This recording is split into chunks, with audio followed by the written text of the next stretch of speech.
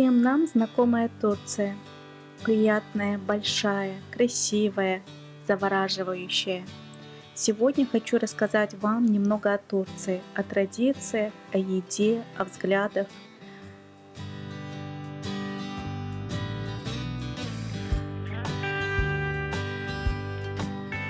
Турцию омывает 4 моря. Это Эгейское, Средиземное, Черное и Мраморное. У каждого моря свой характер, свои показатели, но выделяется из них Черное море. Оно более грубое, неприветливое, узнаваемое волнами. Также тут очень много маленьких островов, в которых проживает достаточное количество людей.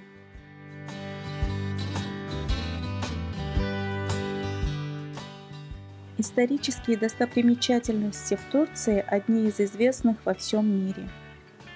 А также Турция знаменита своими сериалами.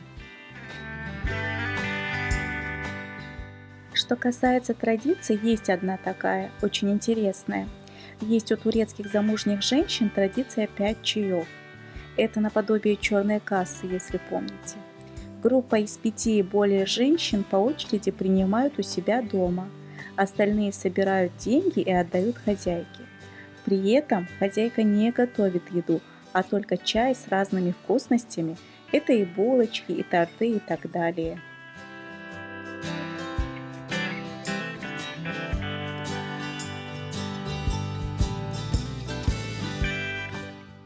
А вот о взглядах.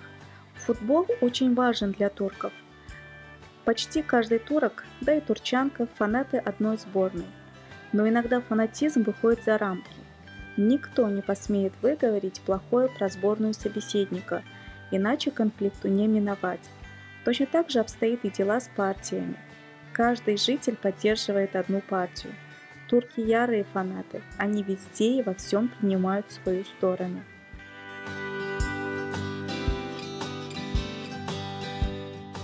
А теперь поговорим о еде. Специи в Турции на каждом шагу, их очень много употребляют в пищу.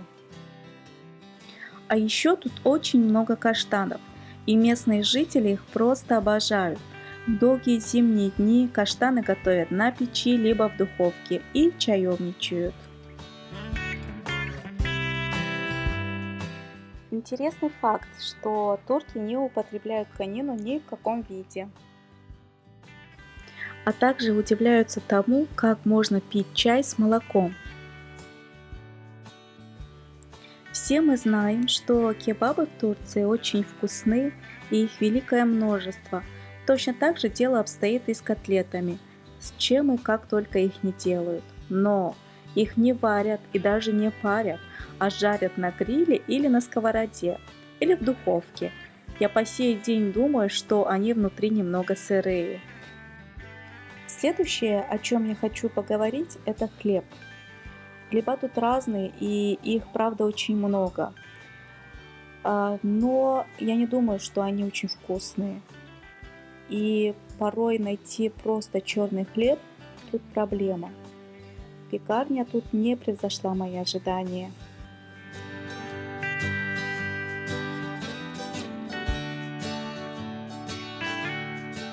А теперь самые интересные вкусовые предпочтения турков.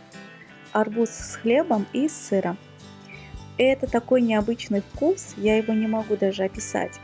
На самом деле выглядит все странно, потому что сыр там соленый, мягкий, и сочетать его со сладким арбузом как-то непривычно. Интересный вкус, и что интересно, со временем можно привыкнуть, и еда будет казаться вкусной.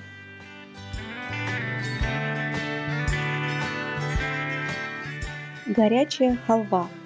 В основном ее кушают после рыбных блюд. Халву растапливают в духовке, она горячая, тянучая, но вкусная.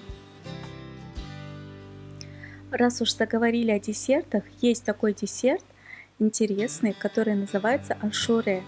Его готовят из перловки. Да-да, вы не расслышали. Основной ингредиент – перловка, бобы и нут. К ним добавляют сушеные фрукты, орехи, фундук и еще много чего. В общем, десерт, конечно, непростой, но со временем можно полюбить. Сырая котлета. Название говорит само за себя. Оно делается с фаршем и без. Подается вместе с лимоном и листьями салата. Есть явные любители этого блюда. За раз они могут скушать очень большое количество котлет. Съедобные мидии. Это моллюски, добавляется рис и брызгают лимоном. Их продают прямо на улицах, на побережье. Ни разу не пробовала, поэтому не могу сказать, какие они на вкус.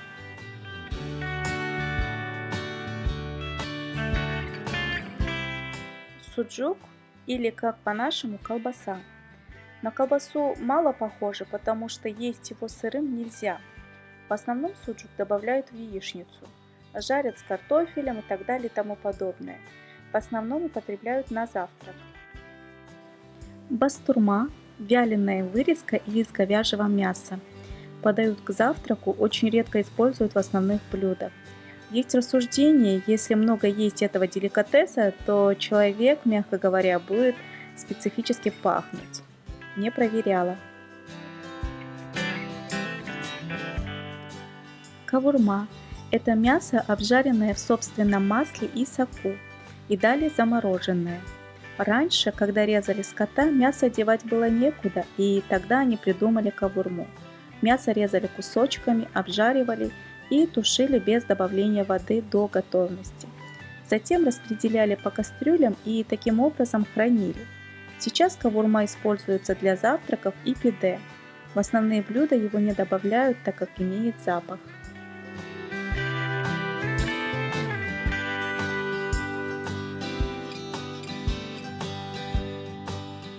Супы очень ценятся в Турции и даже приписывают к ним лечебные свойства. В основном их превращают в пюре, и для турков словосочетание «покушаем супчику» неприемлемо. Для них суп пьют, они кушают и даже не едят, и обязательно добавляют сок лимона. Вообще лимон для них незаменим. В салаты, в супы, в рыбу, в общем, лимоном заправляют большую часть блюд. Только в Турции я увидела множество видов блинов, как только их не делают. Вот несколько из них, посмотрите.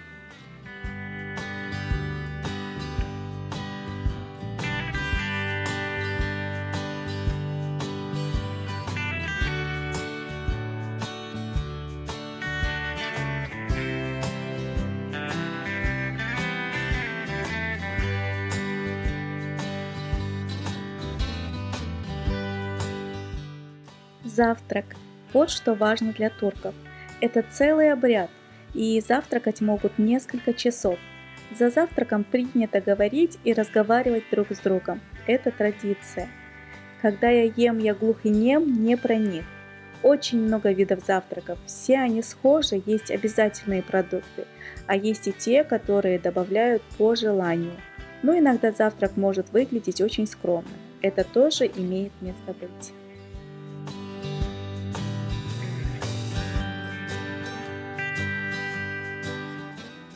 На этом все, ребята. Надеюсь, вам понравилось. Если да, не забудьте поставить лайки, прокомментировать. До новых встреч!